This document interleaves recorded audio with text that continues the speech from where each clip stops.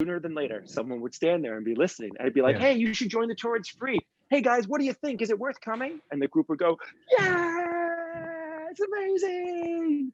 You should join the tour. Actually, a police officer stopped us near the Reichstag building in Berlin. And he came up to me and he was like, excuse me, but do you have, your papers, your permits, your permissions?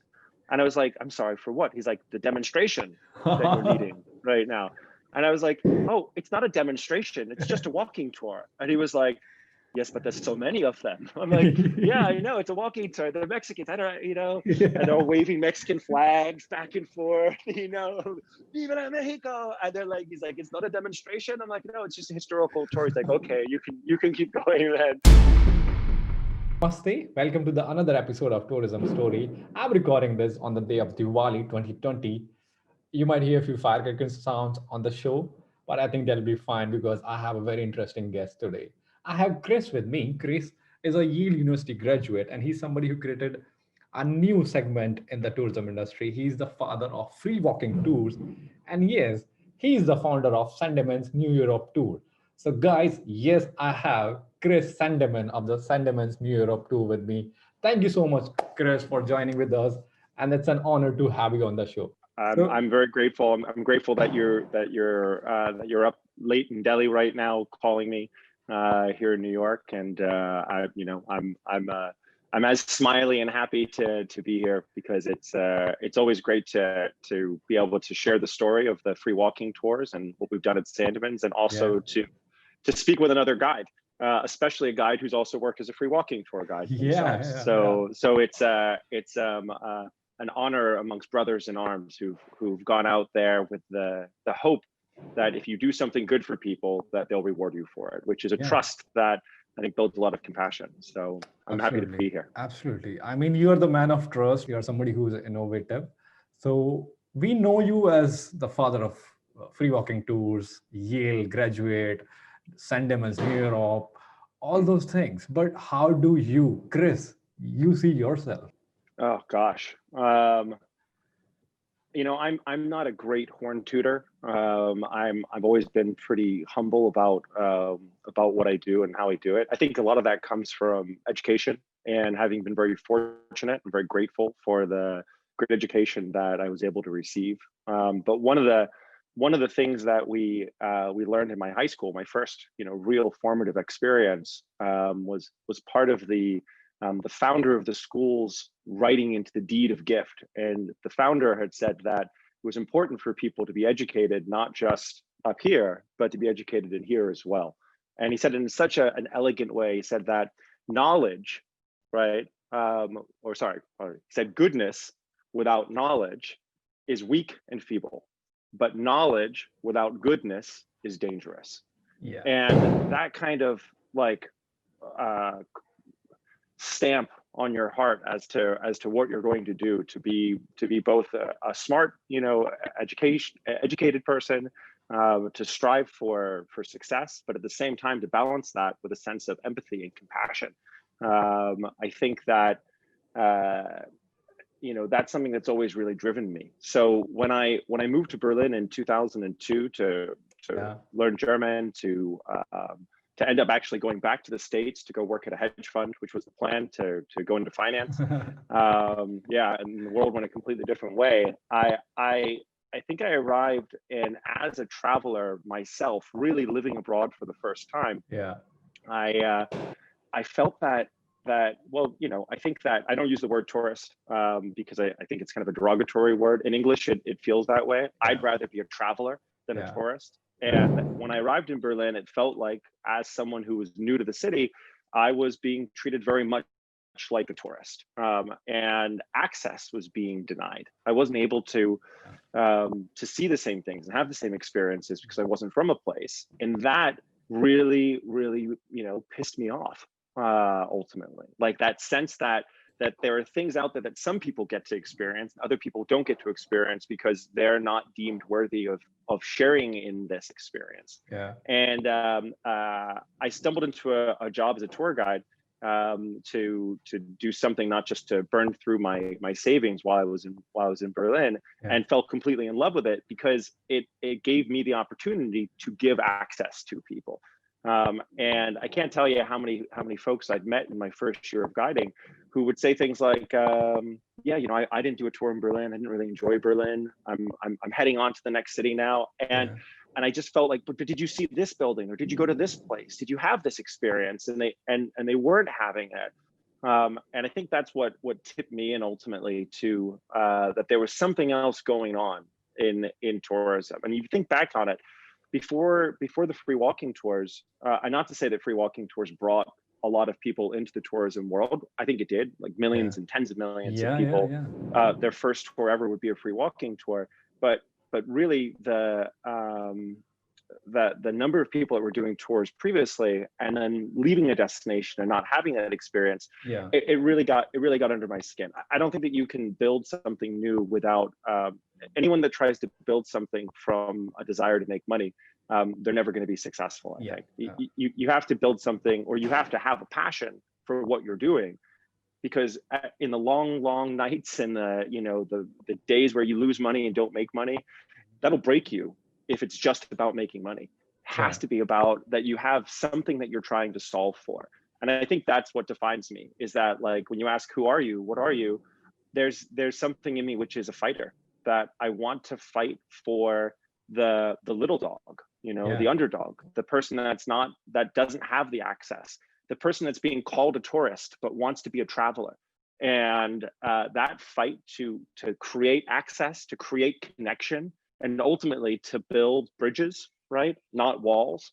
I think that's something that that's who I am, and that's and tourism just ended up being the way to execute on that desire, to fight a good fight, to make a difference somehow, and to create access for people. Ultimately, like, I mean, maybe I'm getting ahead of myself, but there's a lot of challenges that we're coming up against right now as a world. There's a lot of, between the existential crisis of global warming and competition over resources, overpopulation. Despite COVID, of course, there's a general trend in this direction, and I think that the tendency that I've seen in the last 2 decades has been a move towards isolationism and people pulling back. Tourism is the opposite of that. Tourism is what's trying to connect us and push us to have empathy and compassion, to travel and experience something in a different place that lets you go home and, almost like a positive virus, spread to other people. Hey, you haven't been there. If you'd seen it with your own eyes, you wouldn't believe that politician telling you to hate those people, because once you've experienced it yourself, and you realize that we all have a lot more in common with each other than we have different from each other. It's actually the differences, those nuances, which makes it so interesting, because it's so similar, humanity. And I think that, unfortunately, a lot of political elements want us to focus on how we're different. And that's what divides us. And tourism is the opportunity to connect us. And that connection and bringing us together right now, it's so important, because when a hurricane hits a nation far away from where you are, or an earthquake crashes buildings in a place that you're not from, or forest fires rage, forcing people to evacuate. If you don't know those people yourself directly, then you might not care that much. They're too distant from you. I agree. Tourism is what brings us and connects us on that. I don't know. That ends up being. I think once you do something for long enough, who you are and what you do if you're lucky, end up being the same thing. And I've been really lucky that way, fortunately. Maybe I will be wrong, but what I understood is that Chris is a connector who's connecting people and the places, or the community, or the cultures, or the situations. That's a really elegant and nice way to say it. If I can be remembered as a great connector to connect people together, then I'll die a happy man one day. Hopefully not. Wow, that's great. Fingers crossed. Yeah, exactly. Yeah. So let's begin from the beginning. Tell me, where were you born, and how were your school life, your college life? Tell us about Yale. Well, so I was born in England, in a small old hospital that's gone now, in the south of England near London. And we lived there on a farm as a kid until I was about 4 years old. And then we moved to Connecticut, which is also where Yale University is. And my father took a job working in New York City, which was only a short commute away. Yeah, I mean, I was incredibly fortunate. I think growing up on a farm to start with meant I had a really strong immune system, which has been very useful these days, especially, but all my life as well. And then, yeah, I mean, I grew up with a great education, safe location, and again, I always try to not use the word lucky, because luck implies that it was blessed, like chance. Luck is, luck is overhyped. But for me, it's fortune. It's good fortune. Or maybe it's a the blessing. Fact that someone else, or it's a blessing that someone else worked really hard to allow me to be able to benefit from that. And then because we had kind of one foot in Europe and one foot in the US already, my father's half Spanish, half British. We ended up moving to Portugal when I was in my early teens. And the educational system at that time wasn't great in Portugal. It's improved massively, of course, but this was kind of pre-Euro, pre-interconnectivity and European funding moving back and forth. And Portugal in the 1990s was in some ways still suffering from the I believe from the old days under Salazar, and their economy hadn't really kicked up the end of Iberia, certainly hadn't experienced the amazing tourism boom that it's been seeing in these days. So the decision was made for me to go to boarding school, and I couldn't have been more grateful ultimately that I was able to do that. And I was fortunate enough to be able to attend Phillips Exeter Academy up in New Hampshire, where I met some of my best friends of my life and learned a lot about what learning is and what's important as well. That despite the fact that it was a highly competitive educational system, that they call it a preparatory school because it's preparing you to go to a major college, a major university. It's still, I think back on it, and I feel like I learned more in high school than I did in university even. University taught me that I think that as one of the main things that will come away from a university degree, at least for me, is that there's too much, right? There's too much to do. There's too many books that you're supposed to read for too many classes, and work and social life and having to earn money to pay for living as well at the same time. I was a competitive rower for my first 2 years at Yale as well, and that was a lot of time. And what it taught me was that, look, people will say that perfect is the enemy of good. And you learn that in university, I think, in that it's hard to make anything perfect, because that difference between good and perfect, it's a massive amount of extra effort, and there's so much other stuff that you need to do. It's really how many balls can you juggle at the same time without dropping too many of them, and still graduate in time. And Yale was I think I might have been the dumbest guy to graduate from Yale in my class, and I am so grateful for that, because I'd always rather be the weakest link in a strong chain. And the guys that I went to university with have gone on to do just really amazing things, to make real differences and changes, and have been incredible entrepreneurs that have also helped encourage me and educate me as I go, especially as I come into my kind of new phase right now, as we pivot from focusing more on offline, in real life, traditional tourism, and now look towards a digital future a bit during, especially these times. But also you're working on it as well. So I mean, but it seems like a long time ago, right? I mean, 2000 was when I graduated. It's 2020 now. It's hard to think that now I'm in my 40s. And when I started free walking tours in Berlin, it was gosh, I was 24, 25 years old. It's a long time ago. It's a long So time ago. how did you move back to But Berlin? How did you move back to Europe? And was there a particular reason? What happened yeah, after so Yale? Yeah.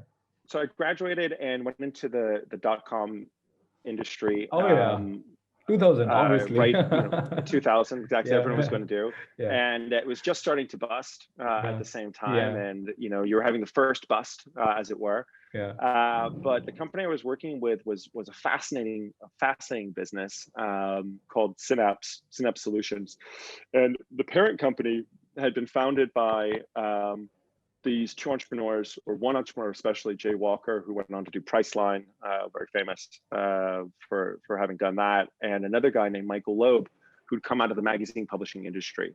Yeah. And they had realized that in the old days, when people still paid credit cards in North America by writing a check and then putting it in the envelope to send back to the credit card company so they could pay off their credit card bill.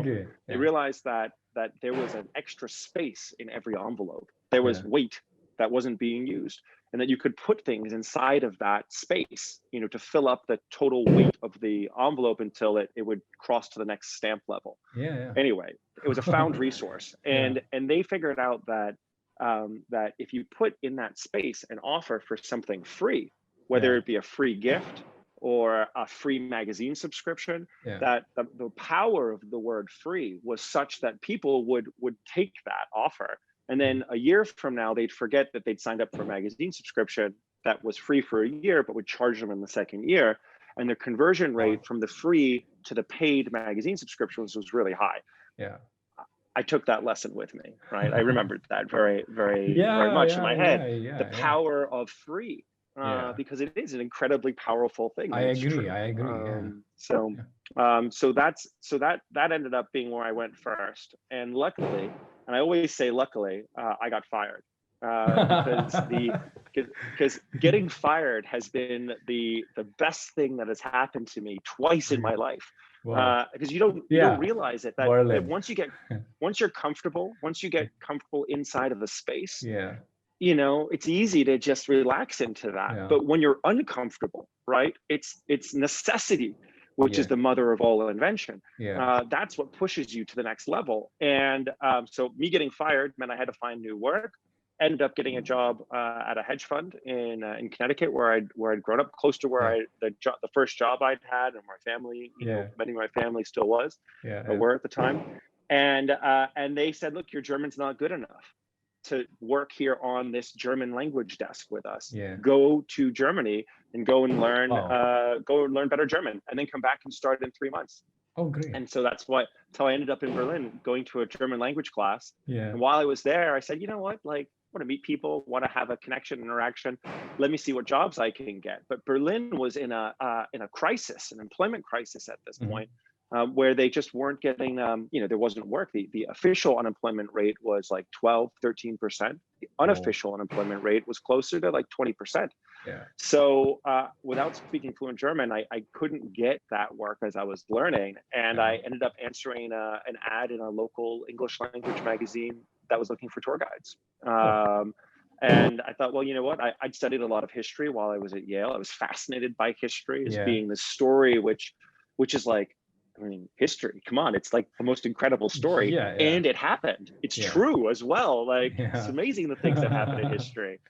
So I thought, well, I'm fascinated to do this. I'm going to apply for that job. And I ended up very dishonestly, and I regret, not being completely forthcoming with the owner of that walking tour company. He said, Christopher, we have a requirement that tour guides who are going to work with us have to have lived in Berlin for at least an entire year. I can tell that you've only been here for what, like 7 months, 8 months? And I'd been in Berlin for like 5 weeks. Wow. Less than 2 months. And I was like, yeah, exactly. 7, 8 months. That's right. 7, 8 months. And, but I ended up getting the job to be able to do it. And I mean, come on, as we know, like, honestly, if you don't love being a tour guide, then you don't love people. It's the best job. It's the best job I ever had. Period. Best job I've ever had in this company, in any company, is working as a tour guide.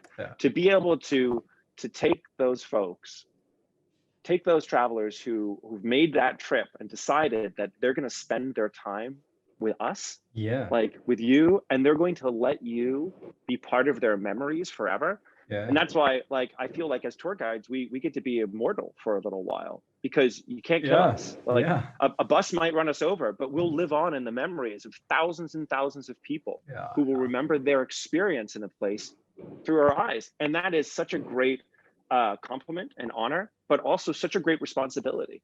We, you know, we have to take it seriously, because I would never say something that, other than that time to that first tour guiding company owner, I make it a rule never to say anything which isn't true on tours, because I think that you don't need to make it up. You know what you know, and then what you don't know is an opportunity for growth, and also an opportunity for transparency and authenticity. And I don't know, the best guides out there are going to be the ones that are just honestly themselves, and bring that across and connect with the customer as they do. So once I had that job, it was hard I called up the hedge fund in Connecticut and said, sorry guys, I can't. I found something else. I found something that really resonates with me, and what I love doing. And I think that my father showed up pretty soon in Berlin, because he lives in Portugal. And he came and he was like, Chris, like, I didn't pay for you to go to boarding school and college to be a tour guide. You need to do something more than just being a tour guide. So I actually gone to the owner of that walking tour company back in Berlin, and I said, listen, sir, like, I love guiding, but let me do more. There's let me bring this message of what we're doing to the hostels and the hotels in Berlin, and see if I can't get them to sell our tickets and promote our business, because I believe so much that what we're doing changes people's experience while they're visiting our city. I want to be able to change more people's experiences for the positive, because I felt very much like an ambassador to Berlin. And I think every good tour guide should feel that they're an ambassador to the place that they're working in. So that's how it kind of progressed. I ended up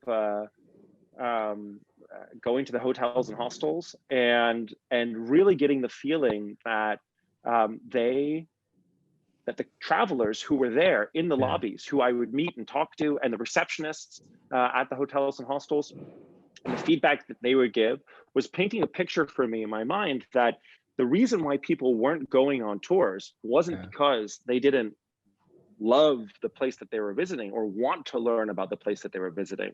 The main reason why lots of people weren't going on tours was because of, sadly, it's true even today, and continues to be the case in both online and offline, that when you travel, there are people who will try to take advantage of you.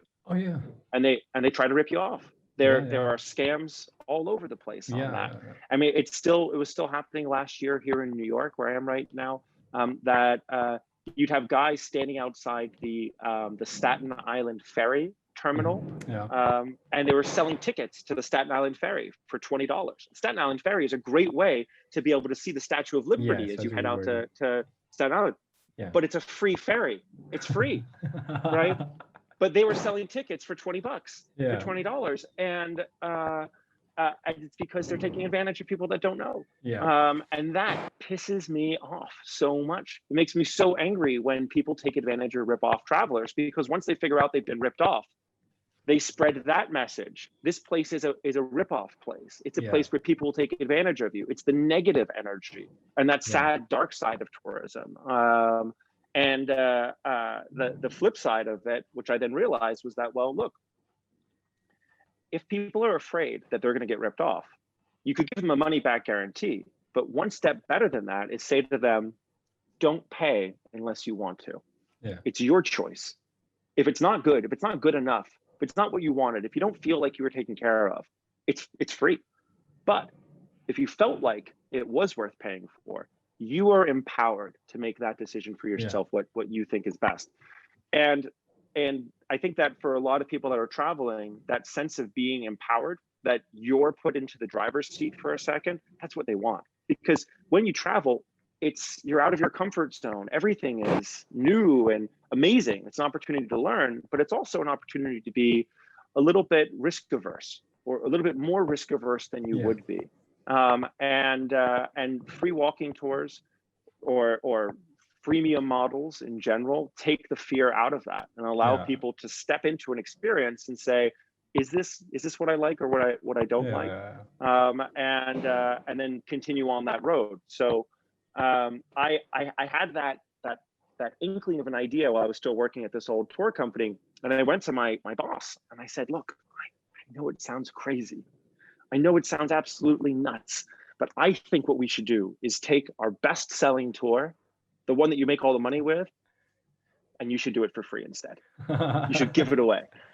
Give it away. And then on that tour, we're going to tell people about the other tours that we offer, and then they're going to buy tickets for that. And he said, Christopher, that is a terrible idea. That will never work. And then luckily, right, the second time it happened, luckily, I got fired again, second time. And I was desperate. I had no choice. I had to figure out what to do next. I had this idea burning a hole in my head that this will work. You know, when I would talk to my friends in Germany, I'd be like, guys, I think this will work. I mean, this free tour concept, you know, people are hungering to see these cities. And if we give them the chance, if we trust them, they will reward us for it. And they like, yeah, but Chris, are there other people, are they doing this as well? Are there other companies offering these free tour concept things? And I'd be like, no one's doing it yet. And they said, yeah, but if no one's doing it, then it won't work. And that was sort of that attitude that maybe I would have had too, other than being a little bit desperate at the time and having to figure out a solution because I've been fired. And yeah, lo and behold, out of desperation came the concept of the free tour, which is the reason why it's always really hard for me when, Ashwani, when I meet fantastic people like you who are so gracious and kind and say, oh, wow, it's amazing that you did this free tour. I didn't. I just saw something that was obvious. It was clear in my head that this is what we had to go and do. And then I was lucky enough to be desperate to have to do what I thought seemed obvious or seemed clear in that moment. And I think that people all around the world have great ideas every day. I think that all of us are potential entrepreneurs. All of us.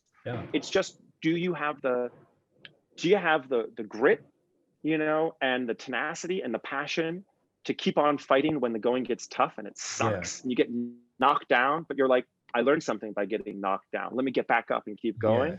And on the other side, do you have the discomfort, the desperation? You know, if you're in a great job getting paid $1 million a year, then you're comfortable in that, even if you don't like that job that much, which is why, like, I honestly respect your decision to leave engineering and head into a world of tourism, where you know you had something that was secure and a roadmap, and then you followed your passion. Your passion overcame your comfort to drive deeper. And gosh, I respect that. I respect that a lot. People that follow their passion. If you start by following your passion, then it doesn't make a difference if the money comes later on or not, but it's much more likely to come later than if you start by following the money and you don't have passion. That's great. What I would like to add to this is that I've seen people like me who are working and then they quit their job and move it to other industry. I've heard and know people who studied in Yale and other universities and they dropped out. But you are somebody who were fired and then you build something out of it. That's crazy, man. That's insane. And that's what makes you. Yeah. I can't imagine being any other way. Sometimes I'm afraid if tourism ends up really imploding as an industry, will I find something else that I feel as passionate and excited about? And because it's just such a great industry. So here's fingers crossed that I have a lot of faith. I have a lot of faith in it. I agree, man. I totally agree with you, and I believe in what you are saying. It is the best industry to work. You are making memories, as you said, and you are making. I mean, people are already happy, but you are adding a layer of happiness in their life, a layer of joy, a layer of connection, a layer of humanity, all those things. Especially when you're able to do it. Like, that's one of the great things about doing tours with people in person is that you feed off their energy that gives you more energy that you give to them, and then they take it and they give it back, and you're sharing this energy back and forth, which just makes you, I think, a better guide. I honestly believe that people that have worked as free tour guides or are working as free tour guides, just they tend to be the best guides, because they've learned that they have to make eye contact. They're watching to see what the customer is thinking, what the traveler, what the guest is experiencing. And if their face gets puzzled or questioned, or if they're nodding, then you know that it's working, and you can give back and forth. And I love that. It's a great feeling. It's a challenge doing that digitally now. Because you talk to a camera, you talk to an audience, and maybe like us right now having this conversation, but not being able to see each other. But still, each of us being filmed, but not being able to see one another. It's alienating a little bit when you're used to being able to like see your smiling face, and you're coming along with it on the journey. It's been a different sort of challenge to like. It reminds me a lot of the TV show hosts right now. They're used to having a studio audience, but because of the pandemic, there's no one in the audience. They're just talking to the camera, and they talk about how strange it is not to have an audience to laugh at your joke and let you know if it was funny or if it flopped or and not. There's a feeling, obviously, when you're with people, in the real world, there's a feel. You can see the body postures, body movement, how they're reacting. Totally. It's just face. It's more like body and head and all those things. It's everything, even the aroma, smell, whatever. You understand. Life is more than that. Although the digital world, then it's weird that you look at like a thumbs up or a heart. And or someone subscribing to your YouTube page, or someone subscribing with their email to your mailing list, and that is actually the same as them applauding or them smiling or them enjoying it. It's like the digital emoji that represents that offline real experience somehow. So it's a really interesting time. I mean, I hate to I feel bad sometimes, because like, look, COVID's been terrible, of course, for the industry, for my industry, for all of us. But I feel guilty at times that I am learning so much now when so many other people are really struggling and suffering, people who I care very deeply about, people who are part of my teams. And it's like a guilty thing that we are also trying something new, and we're seeing traction and growing from that. It's bittersweet, right? Because like there's always two sides to every sword, and the crisis that is doing so much damage is also an opportunity in some ways, and it's creating opportunity. And I do feel guilty at times creating opportunity from crisis, even if the crisis has affected me as badly as anyone, so to say. It's still bittersweet. I mean, so it's really excited about all the opportunities right now, but still with like a little bit of sadness of like, this opportunity only exists because of all of this crap that's happened. And before the opportunity that came from me getting fired, it only suffered. I was the only one that suffered. I got fired. And then I had opportunities. It was great. But this is it's a super weird time. It's weird time. It's both. It's positive. It's negative. It's sad. I mean, it's very complex. We can't really put it into one thing. It's opportunist or it's negative. It's very complex. Some days are good. Some days are bad. Every day is different. And it's more different than we used to think when we were in normal life. So definitely, it's the year of joyful acceptance, is what I say. That whatever it brings you this year, then the only thing I think you can do not to let it go, make you go crazy, is just to be grateful, joyfully accept how life is presenting itself to you, and then know that the only thing that you're in control of is how you react to how life presents itself. You're only in control of this one thing, your reaction. And you can choose in that moment, if life, keeps on trying to knock me down, how do I want to react? Am I going to keep getting back up again? And I don't know any other way than that. So there was a time in 2003 when Chris was standing with this sign. Can you see it? Yeah. Yeah, free walking tours. How It's were you true. feeling? How were you feeling at that moment?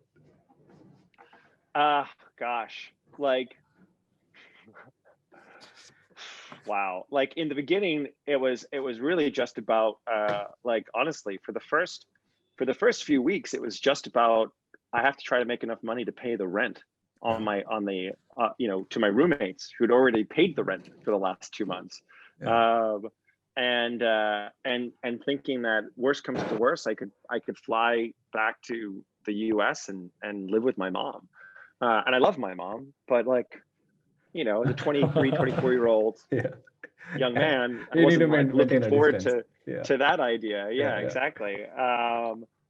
Uh, so yeah, in the beginning, it was just desperation, hope, um, like belief, Yeah. ultimate belief in what Yeah. you're doing. So sure that even when the data starts to present itself to you to say Yeah. you're wrong, Yeah. that you still believe past the data, and you Yeah. say, it's like you're almost like it's almost a religion, isn't it? Belief. Yeah. I mean, Yeah. belief Yeah. is a Yeah. belief and Belief. religion are very Yeah. closely tied together. Yeah. Yeah. Yeah. And to have faith despite the evidence, it's maybe that's, I mean, is that belief or is it madness? It's belief, man. Yeah. Yeah. It's Yeah, it's belief. belief, exactly. Yeah. So I believe regardless that it was all gonna work despite that sign. The thing was is that what I had misunderstood in the beginning was that I was standing with a sign like that next to tour companies that were charging 12, 15 euros for the same tour that I was trying to give away for free. And I remember actually I remember my first tour, and how about this? My first actual free tour that I gave in Berlin. Yeah. There was the family that was on the tour was a family from India. It was Wow. it was a family of 4 people from India. Yes. And they yes. were and they were the only people that came with me. They were the only ones Indians. on that yeah, they're Indians. And like it was a real, I mean, like, I'm grateful, I'm grateful. I learned so much in those first weeks. And what I'd misunderstood was that the people that were already looking to buy a tour and go on a tour, they'd committed to that concept. They were tour takers already. The people that I was looking for to come on the free tour were people that weren't tour takers. They were people that were interested in seeing the city, but didn't consider themselves tour takers. But by it being free, it allowed them to say, well, what do I have to lose? There's no barrier to entry here. And by the end of the tour, I would convert them into being tour takers. And that wasn't going to happen by standing with a free tour sign at my competitors, kind of meeting areas to convince their customers who wanted to pay up front to instead do this new crazy thing that no one had heard of yet. It occurred to me then that I was approaching this the wrong way. So I went back into the hotels and the hostels who I had been meeting with before and been trying to get them to buy tickets and sell tickets. And I said to them, look, you give away a free breakfast. They go, yes. And you give away free wireless internet. Yes. Why don't you give away a free walking tour to your guests as well? And they said, well, we sell walking tours. We sell bus tours for a commission. And I go, yeah, but I know, I used to sell them to you at the old company I worked at, and you don't sell any. You don't sell very many at all. Right. And they said, yeah, you're right. I'm like, look, if you give your customers this free service, then think about how it's going to help you with your ratings. Think about how it'll help you with your guest satisfaction. You're creating an experience for them here. Now, of course, this is all the rage at hotels and hostels today, the idea of programming, that you have to program events. So there's a wine tasting this night, and then there's a beer tasting this night, and there's a yoga in the morning. And meditation, all those things, but that's been something that's evolved into the accommodation industry over the last 2 decades. And so going in and trying to convince them that beyond breakfast and internet and laundry and bed sheets, you should provide services that are a programming experience for your guests. Give them an opportunity to meet in the breakfast room and then all come together on a walking tour to experience the city, and then think about how those friendships will have improved and how much more positively they'll think about your hotel or hostel. The first place I went to said, no. Second place I went to said, interesting idea, but no. The third place I went to was the Meininger Hostel Group in Berlin. Meininger Hotels is now the official name, but they're upscale, they're very, very upscale, nice hostels, hotel quality, but then there's also dorm rooms inside. These guys are great. And they were the first ones that said, you know, like, Chris, you're a crazy American, but like, we'll try it. You know, we'll give it a go. We'll see what happens. And so the receptionist started telling people about the free walking tour. I printed our first flyers, you know, in addition to my little sign I was holding up, and gave them out. You know, we printed like 500 flyers or something, and left them at the Meininger hostel desks.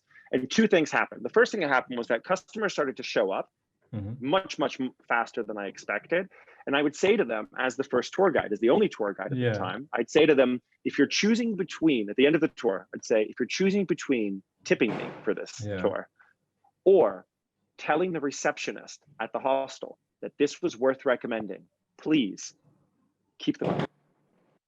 Go and tell them instead that this was worth recommending, because they could have tried to sell you a bus tour ticket for a commission, a big commission, but they chose to instead tell you about this free walking tour, and that deserves gratitude. So let them know that you're appreciative. And then most people would tip something and then also go back and tell the hostel. And then what happened within a week was that the owner of the hostel called me back in and he said, "Hey, what are you doing?" I'm like, "What do you mean?" He said, "We've never had so many positive feedbacks about anything that we've done as we've had in the last week about these free walking tours. And they keep coming and telling us." He's like, "My receptionists, they're over the moon, because usually people only come to complain to them, but now they're coming and saying thank you." He's like, "What have you done? This is amazing. You're building my business with me by being you know, an ancillary product, an extra brand that's associated with us." Those first two hostels that had said no and no, they quickly came back and said, whoa, hold on a second. If you're going to give our competitor this free walking tour, you have to give it to us as well. They were demanding that I give them the free tour. So within 6 weeks of having started with the sign like you held up there, and my first guest, Namaste from India, coming on and joining us. Within 6 weeks of that, we were the largest walking tour company, or I was the largest walking tour company in Berlin. Within 6 months, we had more than half of the people going on walking tours were coming with us on walking tours.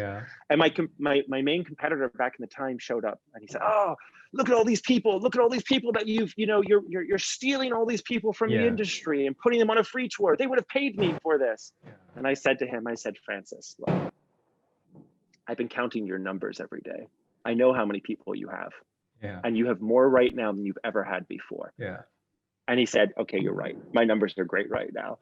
I said, "See," I'm like, "these people that are coming on the free walking tour, these travelers, they're the ones that didn't expect to do a tour when they came, but they've come and they've seen that it's free and they don't have a plan, and they're curious. They want to know, but they don't want to have risk. They don't want to get ripped off. That's why they've come on these tours. And the next time they go to another city, they won't have to go on a free tour. They'll be able to buy a tour up front that because their trust level, their experience, their first experience is a positive one. You know, if the first time you pet a dog, the dog is lovey and sweet, then you might love dogs. If the first time you pet a dog, it bites you, you're not going to love dogs after that. Your first interaction. So for free walking tours to end up being the first interaction that so many travelers have when they first explore somewhere new, it creates a positive expectation for their future. You know, it's really hard I always feel bad for any competitor who has to be the second tour that one of my customers has gone on, because the expectation is that it's going to be really good. And then if they go with a general, you know, a regular tour, the quality can be lower, because a guide who is incentivized to try to give their traveler, their customer, the best experience that the traveler could ever have, so that way the traveler will reach into their pocket and decide only if they want to pay for it. Like, as a customer, how could you have an organization which is more obsessed with your satisfaction than one that only gets paid if you're completely happy? And yeah, you know, I that's completely agree on this. I've like from my small experience of free walking tours, and I was lucky to do that at the beginning of my career, and it really have helped me. I know that when you're paid upfront, it's money has come. So that's in your mind. I mean, it's not wrong, but in your mind, somewhere you're like money has come. But when you are working hard, just because at the end, the quality of your work will be the parameter of the money you're gonna make. I think yeah. I had to be on my toes, and I was lucky to have that opportunity in the beginning of my career, and it really helped me grow in that way. Yeah. I You want know, to, I would yeah. I would Please. also just add to that. I would Yeah. say that the you know, the $20 that you get Yeah, from someone that pays upfront because they have to yeah, is worth less than the $20 that someone gives you at the end because they want to. yeah. Both of us have If they choose gratitude. to. Yeah. Yeah. But if they choose to, even though the money might have the same number on it, Yeah. it's just worth so much more Yeah. when it's a choice and not something that's been forced. Yeah. And that connection of going out and doing the free tour, and then just kind of it's like a trust fall. You just Yeah. let yourself fall backwards, Yeah. and that the travelers catch you Yeah. because they're grateful that you have trusted them. It's Yeah. such a beautiful, elegant Yeah. relationship, and I just yeah. Please. I just always have to say, like, Yeah. I'm so amazed by where the company has evolved to and Yeah. what we are and how we've grown. Yeah. But from the very beginning, it was like, I don't know, will this work? Like, I don't know. Yeah. Like, can I see anything out there yet? And it was trying to drive a car with a blindfold on, Yeah.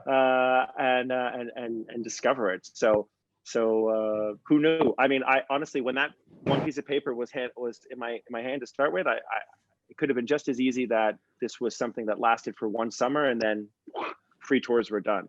And Yeah. today there's over 500 free walking tour Yeah. companies around the world, and even though only 20 of them have, you know, our brand or our company, it's just such an enormous God, it's just an enormous honor to know that free tour guides all over the world right now are changing people's perspectives and making a better experience for people, and actually helping solve for the next big crises that we have. The more people that have experienced and traveled and all the rest, the bigger that we can open up the tourism blanket to help, you know, keep people warm, the better we're going to do when we come to the next challenge. While working on the free walking tours, you have to maintain the quality and raise the quality, because if you don't focus on your quality, then you are out of the business.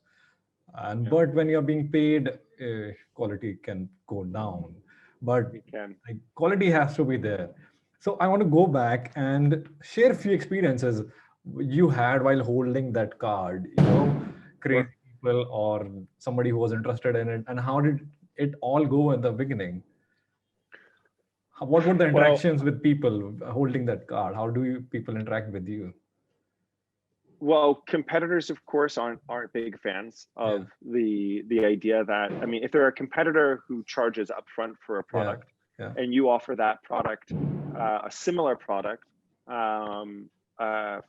for free or for pay what you want, and at the same time that product is actually a better quality product at the same time, that doesn't make a lot of friends, you know, in the market with other tour companies, of course. What about the tourists? The travelers? How was their reaction? Yeah. Gratitude, just immense gratitude. Just the sense of gratitude in their eyes that they are able to have this experience and be trusted. I mean, and to be empowered. The stories you start to hear back, you know, very early on, the first couple of months of starting it, of people showing up on the tour. And remember this one woman who came on the tour, and she said, you know, I got my first recommendation to come on this tour while I was sitting at a cafe in Paris, and someone saw that I had a book, you know, like a Berlin, you know, Visit Berlin book. And they said, oh wow, you should definitely visit Berlin, and when you go on this free walking tour. She said, and then I was hiking in Switzerland, like, you know, near Interlaken. And then as I walked by, someone stopped me and was talking to me. And then they were like, oh, where are you thinking about going? And I said a couple of places. And they said, oh, Berlin, you should definitely go to Berlin. There's a free walking tour there. You should go on it. And then she's like, so I decided to come to Berlin. And here I am on the free walking tour. when I heard that, and I was like, oh my goodness, like the travelers are becoming brand ambassadors for this concept. It's that's just incredible feedback on it. So I think that the travelers have always been really grateful for what we do. We have a, you know, they call it, like the MBA word for it is a net promoter score of how happy your customers are with you, and we are incredibly grateful for having a top-notch net promoter score. And I think part of that is because the customer says, look, if it's free and I don't have to pay for it and I don't like it, then I can leave. So like they're happy with that solution. It's justified. It is justified. It is justified. Yeah, it's justified. I mean, totally. If it wasn't the right fit, then it wasn't the right thing for you. You don't have any stress. You can just go. It's justified. But the reality of it is that it was mostly the other way. That you start a tour with 10 people, 12 people, and then you end a tour with 20 people, 25 people. Because when people are listening at the edge of a tour, as we've both had as tour guides, you know, that there's someone there that clearly is not on the tour, but is like just standing to the side, pretending not to listen, but they're listening to what you're saying as a guide. I would always set that up and create this sense of togetherness with me and my group, that beforehand, before I saw that person listening, I would always say to my group, hey guys, listen, sometime during the tour, right, there are going to be people that are going to listen in on what we're doing, right? That's great. It's a free tour. They're more than welcome. But this is how it's going to work. When I turn to them and invite them to come on the tour and tell them they should join us, I'm going to ask you guys on my group, what do you think? Is this a good tour? Is it worth joining? And I need you to scream and yell and jump up and down and shout to let them know it's worth coming. All right, help me out. Let's get some more people on the tour. And so sooner than later, someone would stand there and be listening. And I'd be like, hey, you should join the tour. It's free. Hey guys, what do you think? Is it worth coming? And the group would go, yeah, it's amazing. You should join the tour. And you have to remember that 75% of those people had never done a walking tour before in their lives. The free tour was the first tour they'd ever do. But within 10, 15 minutes, I would have them shouting to encourage other people to join the tour that they had never done before. And then those people would be like, okay, I'll join. That sounds like really interesting, you know? And you know, you asked before about education and whatnot. And I'd say that was probably one of the most important things that I took from my university education, which was in psychology, was that if you can create in-group bias, if you can allow people to feel like they're part of something, it's almost tribal in nature. It's deep in our DNA to want to belong to a group. And then once we belong to a group, to identify with that group very strongly. And I think that's been really, really the secret to a lot of the free tour concept success, is that the low barrier to entry allows people to then feel like they're part of a new group. And that's hard to give up, you know. I think there's this beauty that everybody is accepted. You don't have to be rich or poor. Everybody is welcome. Everybody is accepted. We don't have a bar. We don't have entry barrier. We don't judge you. Just come. Our doors are, everyone's welcome. open. That's also the beauty of free walking tours. I mean, and the thing is, there's a lot more value that people create than just giving money. Like whether they're sharing, they're telling someone on a hike in Switzerland or at a cafe in Paris and spreading the word of mouth for it. But also and ultimately, and this is the thing that I always say, even if you were to walk away without anyone writing a review on TripAdvisor that you were great, or without a pile of cash, you're paying it forward by creating great experiences for people who, even if they don't directly reciprocate and directly compensate you for your time, they have had a better experience, which means that when they talk about their travel and their experience, they're doing a whole net positive promotion of that city, of the concept, of, you know, maybe of the company, but even just of the destination. That's enough. Because for every 100 people that visit, you know, Berlin, for instance, I know that probably like 5 of them are going to end up going on a free walking tour with me, or my organization. So the more the more positive propaganda, the more positive promotion that you have for a place, it's always going to be a positive for you and beneficial for your organization. For everybody, yes, for everybody. Absolutely, absolutely. That's why I think that I think there's always something. No place is perfect. There's good people and bad people everywhere, and there's good policies and bad policies, and good cities. Good aspects of cities and bad aspects of cities. But as guides, our job isn't to talk about like what's wrong with a place, what's bad about a place. I really believe it's to be the positive ambassadors to the place and show the best sides of everything for people. It's not washing over the negative side of it. It's just... But it's about that perspective and experience for the people, because we want them to build compassion and empathy for one another, for all of us, for the world. So I want to focus on the first tour you had with the Indians. How did it go? How was the whole experience? Oh God, it was tough. There was only 4 of us on the tour. I mean, well, 4 of them and 4 guests and myself.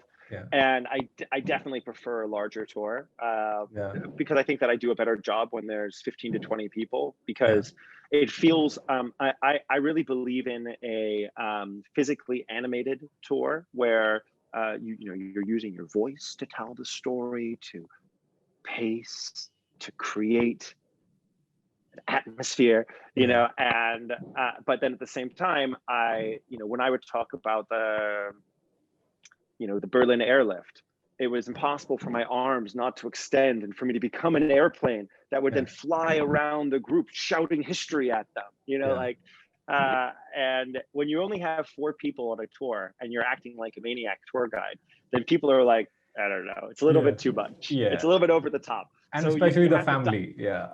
The family, you got to dial it back a little bit, and I just prefer a bigger stage, and a larger audience. But they were. I mean, I remember they were lovely. They were, it was a mom and a dad, and then 2 younger kids. It's always tricky with the younger kids. I think that language is such an important way that we connect with one another, and especially when you're trying to build rapport, and that if the jokes that you tell or some of the cultural references that they miss, there's just not a connection there, then it makes it hard to build that relationship. I think that for a 3-hour tour, I think I maybe took home €2 from 4 of them. So it wasn't like a massive moneymaker, but again, it was never about that. It was about, great, I've made a difference to 4 people. And it was probably too long a tour. There was a lot of walking on it. I think they would have preferred it to be less walking, especially with the kids. But these are all the things that you learn in the beginning. You get feedback from it, and that's the great thing again about the model, in that you're always looking for the feedback of the customer, because they're the boss, each time. It's a service industry. Quite literally. It's a service industry. Exactly. I mean, back then we also, in the beginning, we started the tour with quick view of one side of the city, and then we would go to the other side of the city on the train. And I think that they were also, I mean, I stopped doing that within 4 weeks. So back in 2003. And part of it was their feedback of being like, hey, we're on this tour with you here in West Berlin at Zoo Station. Why are we going on the train now? Like, where are you taking us? I was like, well, because this is the new side of the city, and the old history is all in what was old East Berlin, but that's the original Berlin.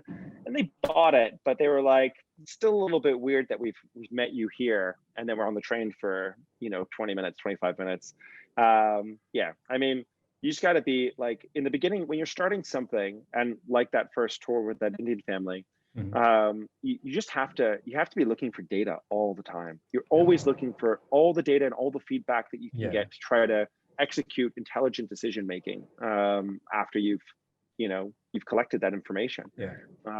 So I mean, the ramp up was, and the real challenge was going from being one tour guide with 4 people, on a tour in a day, to then within 6 weeks needing to be 10 tour guides with 300 people showing up in a day.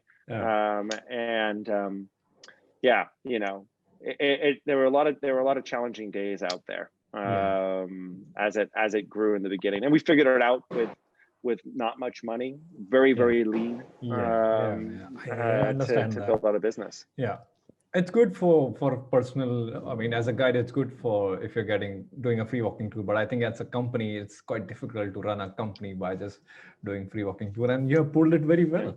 Yeah. Yeah, well, we'll see. I mean, there's still pandemic to survive. I think you are already doing good. I watched a few tours on Facebook, and they were amazing. Facebook and YouTube, they were amazing. So we're just getting started there. Yes, they were amazing. Was there any challenging free walking tour you gave? Any challenging or memorable tour you had? Oh gosh, so many. What was the most challenging you think? That one was like, oh, I could not do it anymore. How would I? How can I do it?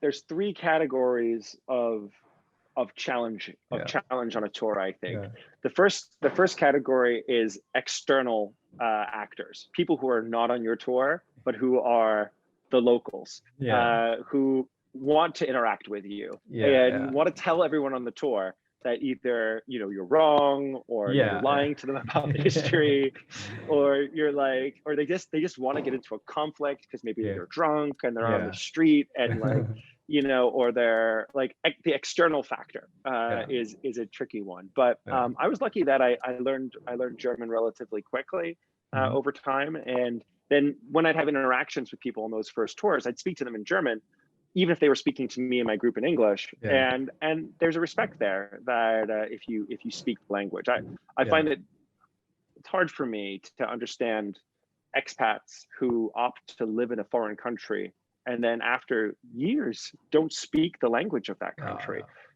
because they miss out on so much. They miss the richness of the culture, the humor, the inside jokes. They won't understand any of that. And like, why are you living in a foreign place if you're not interested to have your brain also work that way and think that way and be open to that? So I think that always would help diffuse that. The second really challenging kind of category of interactions is when someone on the tour itself is having an issue. I mean, there's difficult customers, and that's great. Always. I mean, people bring their history and their life and their and all the problems that they have with them when they travel. Right? Those things don't go away. And even if it's on vacation, everything's happy. I don't try to judge people's motivation or their experience. And if people are having a hard time, then all you can have is compassion for them in that moment. But if it's disrupting the tour, then you also have to have compassion for everyone else on the tour who feels like one person is disrupting it, potentially. And so, sometimes you get the eager beaver who wants to ask questions all the time, even when you're talking, and they're interrupting you the whole time. And you have to politely be like, hey, listen, I just want to say you've got some great questions. I really like the way that your brain works and how you think. You're super interested in the history, which I really appreciate. But if you keep interrupting while I'm talking, it makes it hard for me to tell the story. So could we just make a deal? Like, let's talk after every time I'm done talking. Come up to the front, walk with me. We'll share a lot extra there. But while I'm talking, I need you to stop interrupting me. And that's probably one of the more difficult things.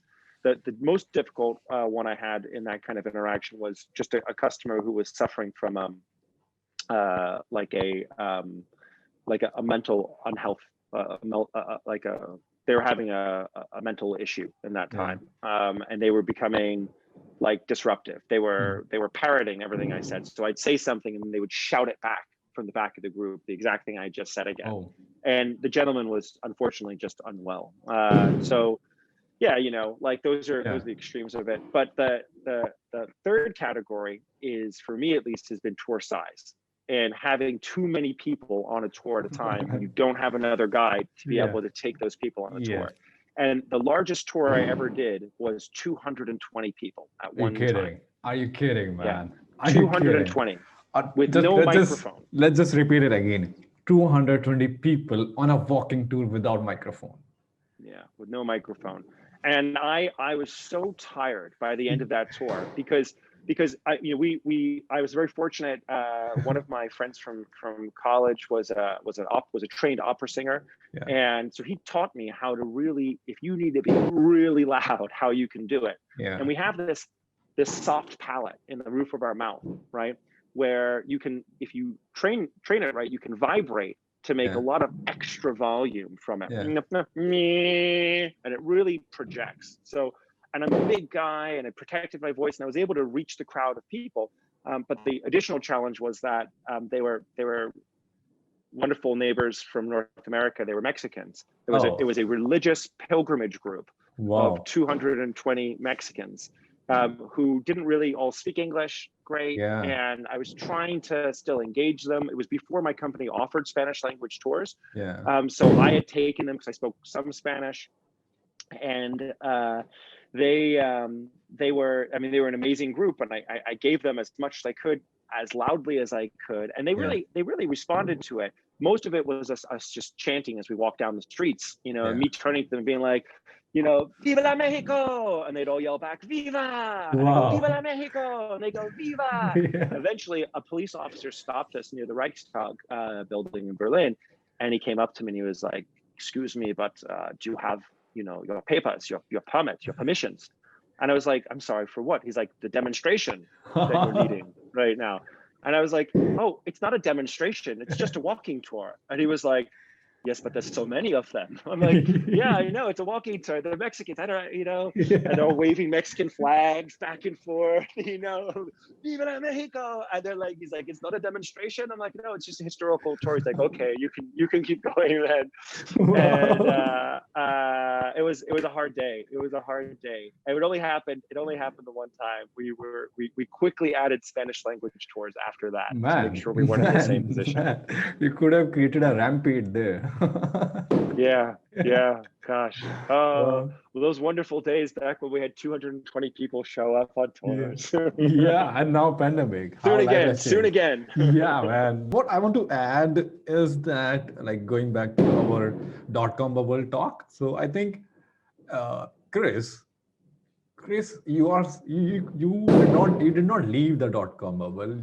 You are still in the .com, and how I can prove is that it's my perspective. So I think you created the eBay of tourism. Wow, that's a really nice way to say that. Yeah, I think you created the eBay of tourism. It's like an auction, not an auction, but it's something that what value you perceive, you pay for this product. Rather than creating an Amazon, you created the eBay, and you're still in the .com. That's great, man. Oh, thank you. That's very encouraging. We've definitely positioning ourselves now to think of ourselves more as a tech organization. I mean, we're really branching into two businesses now, and Sandemans or SNE, Sandemans New Europe, which are these in real life offline tours, largely hibernated across Europe right now, as we're in a second lockdown here in November when we're talking right now. But then at the same time, a real tech company, what we're currently calling Sandemans Live, but it's just a working title. Wow, amazing. Which our goal is really to end up being the Twitch of our vertical, of the tourism vertical. So that way, right now we've just been doing these first tours, and by the end of December, we'll be doing 28 free walking live streams per week. That'll go out to 4 tours a day. But our goal by say Easter of next year is that we should have a live streaming free walking tour 24 hours a day, 7 days a week. Whenever you come to our site, there'll be a tour guide who's giving a tour somewhere in the world on a live stream on a tips only donation basis. That's amazing. So that's where we're headed. That's where we'll be very, very soon. This is going to be a little 18 plus or adult conversation here we're going to have. So if somebody is below 18, please to skip this part. Chris, I want to quickly add that whatever the technology has come, I learned this from a friend, that whatever new technology has come, the porn industry has used it the best. Yeah. So I think what you are going to do is already happening in the porn industry. And this is Sure. fantastic. Yeah, this is fantastic. Yeah. Sure. No, I mean, I look, I look, what do they say, that 40% of the internet is pornography? Yeah.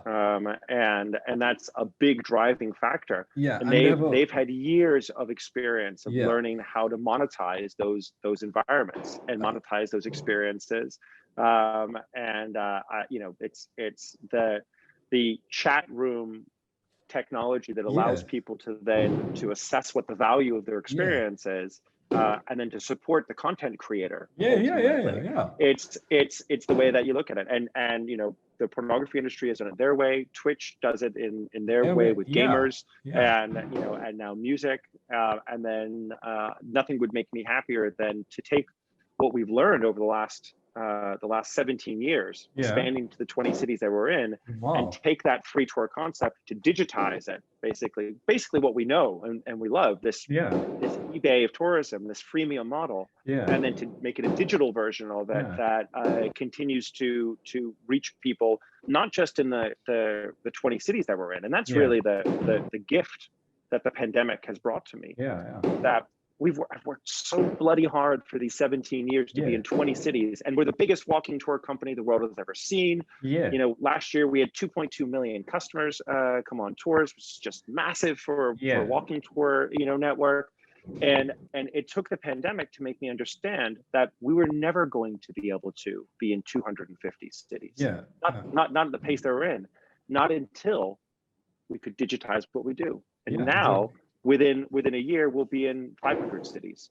Sure, we won't be in 500 cities with 60 tour guides who are doing daily tours in those, but we'll be in 500 cities with, you know, with dozens of tour guides and hosts and content creators and storytellers who are telling their story of their city, of their place. And all different range of it. Some people being more professional content creator, tour guide level, and other people being, you know, senior citizens who live in a neighborhood and want to tell the story of the church that used to be there, or the park that they used to play in, and they still have stories to tell. I totally get it. I think I have something to show you. This is like personal. I have something to show you, and I think you should see it. So maybe after this interview, if you have time, and your mind will be blown. I can guarantee that. I can guarantee. I can guarantee you that. What do you think? What does it take to be a successful tour guide, in your eyes? Honestly, for me, that's such an easy question. You have to love what you're doing. That's it. If you love what you're doing, if you love it, and you're not bitter or cynical, like once you get to the point where you start to look at the travelers as just that, as soon as you see them as this, it's time to change. It's time to leave the industry. You can't do it anymore. You can't be a cynic about it. You have to love them for it. You have to love them for their ignorance. You have to love them for their mistakes, for all their blemishes. And you have to love them more than anything else because they have given you the honor of being the one that they're going to allow to be part of their memories in the future. Like this is such a great responsibility that, you know, you should, it's only gratitude at that point. And for right now, I mean, God forbid, right now, for the people that are traveling, I've got nothing but gratitude and respect because it's hard to travel right now. I think you can actually travel pretty safely, to be honest, as long as you're wearing a mask. You know, I took my mask off right before we were talking, but usually, after I put on my clothing in the morning, next thing I do is just put my mask around my neck and like it's on my body for the whole day in case I need it when I go outside or something. But you know, if you've stopped loving the traveler and you see them as just a paycheck, it's so disrespectful to the person that's traveled all the way to come to where you are to come and visit your place. And on the flip side of it, if you do have the love for the traveler and you love what, you know, you have that passion, you love what you're doing, then you're always going to find the way. Like whether you're too quiet or you talk too fast or your stories don't work or your jokes aren't that funny, like as long as you care about the customer's experience, if you're obsessed with the customer's experience, then you'll always change yourself and what you're doing to better fit what they need. And that, like, it starts with an intention, and the intention is to try to make them happy. I want them to be happy. I want them to love this more than anything else, and the money will follow, right? Because customers want that authenticity. They want someone who is going to fall over backwards to make sure that they have a great experience, and who understands that the tour isn't about the person who's talking. No. The tour is about the person who's listening. Yes. Ultimately. Yeah. And I think that there's a natural tendency for people that like to hear themselves talk to end up being tour guides. Yeah, I'm guilty. Yeah, I'm guilty as charged. Same, you know, same, man. It's true. Yeah. But remember, but having the frame of mind to know as well that actually, like we only have this job because they show up. Yeah. And as long as they keep showing up, we should be so grateful for them to be there. Yeah. So thank you, travelers out there. Yeah. We're very grateful to you all. Thank you, travelers. Okay. I have one last question, and I want to ask for tips for the tour guides. If you can share books, resources, videos, or anything, please share. Yeah. I mean, look, it really depends upon where you are. Yeah. And like what the books would be, the historical books that would be. Yeah. If I'm an existing tour guide versus if I'm going to become a tour guide right now, and I'm going to start being a content creator. Well, right now is a pretty challenging time for tour guides, I think, to start up in the industry because there's not a lot of tourism happening. So that's a little bit tricky from like the offline version of tour guiding. Yeah. But this is true for offline or online guiding. Is I'd say consume as much content as you can of other guides guiding, and get a feeling for what works for you, what's good for you. It's a great way to learn. I believe in plagiarizing as much as you can other tour guides, but fact checking as well to make sure the stories are true, what you hear from other guides. But it's just a great way to see what works for you, like what stories feel authentic for you, which ones that excite you, because what you're into ultimately, what you can speak to, not just knowledgeably, but you can speak to passionately because you care about it yourself. That's what people want, not just travelers, everyone. They just want you to be honest and authentic and give your true self to them. So watch lots of stuff, I'd say, for sure. I think that when you start guiding and you're just getting going in the very beginning, the thing that you're most concerned about is being accurate, right? And that can often force many guides to try to use a script and have the entire thing that they want to say written out. And I think it's a really it's not practical. It's really dangerous as well, because if you lose your place in a script that you're trying to memorize, then you'll try to come back to where you were, or you'll leave things out. I'd recommend for novice guides, bullet points. Have an idea about when you get to a location, what it is that you want to talk about when you're there. Every stop has a start, middle, and end as you're doing a tour. And the start of every stop or waypoint is, this is where we are, this is what you can see, and now I'm going to tell you why it's important, right? And that's the story that then comes. And then telling that story that then leads into the final part, which is, and this is now where we're headed to next, to let people know orientation. This is where we're going, because people don't like to feel out of control. But while you're telling that story, that middle part of any tour, it's super important to not try to remember exact lines that you've written. Instead, having 3 or 4 bullet points that you want to discuss means that every time that you talk about that thing, whatever that is, whether it's the Arc de Triomphe or the Brandenburg Gate, or the Eiffel Tower or the Sagrada Familia, if you know generally I want to talk about these 3 aspects or these 4 aspects of it, and then you describe those bullet points in a new, fresh way. I mean, not a new, fresh way. It could be a way that you've come to really appreciate and it becomes well practiced. I mean, after you've done a tour 1,000 times, you can do your shopping list in your head at the same time as you're doing the tour, because it's just second nature. But when you're first doing the tour, the first time, as you find your pacing and you find what works for you, don't work with a script, work with bullet points. I think that's really essential. I think that for people that are already pretty experienced guides, it's hard to go back and unlearn what you've already learned about, interacting. But I think what's really important for experienced guides is to do two things regularly. One, learn new things, learn new tours, push themselves out of their existing knowledge, out of their existing box, because whatever new tour and information that you learn will actually end up really inflecting upon your current knowledge base.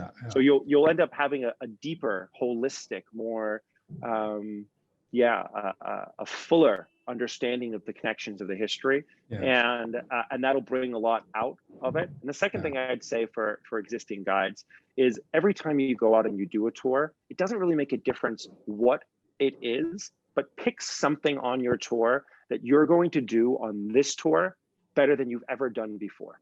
It could be something little.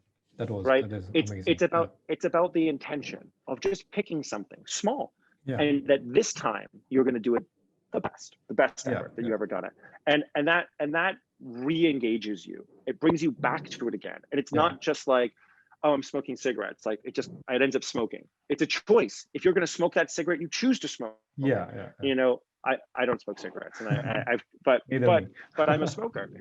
But I am a smoker. I've just chosen not to smoke cigarettes for 17 years, and it's a choice that is an active decision. And I think that not to compare tour guiding to smoking, but it's addictive. Tour guiding is just as addictive. It's totally addictive. It's hard to give it up. So I quit my job. I quit my manager job. I was promoted as a manager, and I quit it because I just want to be a tour guide, nothing else. No, I mean, tour guiding is the best gig. I mean, and we hear that a lot from people that used to be guides and then get promoted and become managers. They're like, And that's one of the reasons why at SANDEMANs we have a policy that no matter what your position is, you should do at least 5 tours per year. That even if you're the CEO, you do a certain number of tours every year, so that you never forget what we do, which is we have an obsession with customers. We take care of them, and if you're not touching the customers, if you're not in connection with them, then it's very easy for you to forget what it's about. It's not numbers on a screen, it's people, who have honored us with a decision to first visit the city and then to choose us to help show them it. So it's a massive privilege, to have. I have a confession to make to you. So the tours I've been watching, your tours I've been watching, I was not watching because I want to travel. I was watching them because I want to learn from the guides. Sure, great. It's a great. That was my motivation. It would be wrong for me not to shout out a particular individual as well, who does a lot of great guide training and building up guides. It's a guy named Kelsey Toner. Who has a website, How to Be a Better Guide. Be a Better Guide, exactly.